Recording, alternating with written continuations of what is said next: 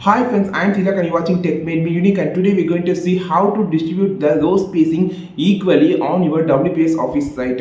So if you are adjusting manually, its spacing will be in different types. But this option help you to distribute the equal space into the entire table of your entire rows. And if you are new to this channel, make sure to click on the subscribe button below. We just quickly move on to the video.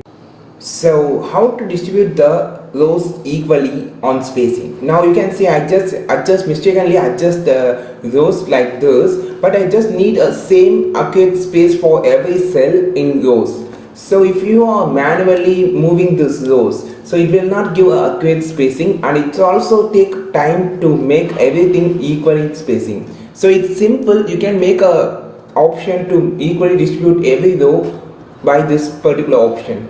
Just click on, I just going to insert another table, so you can easily find how to make this. So I just easily inserting 3 into 3, and I just adjusting the rows like this. After, you just click on the table anywhere and right click here. You can see an option called autofill. So in this option you just need to click on the distribute the rows evenly.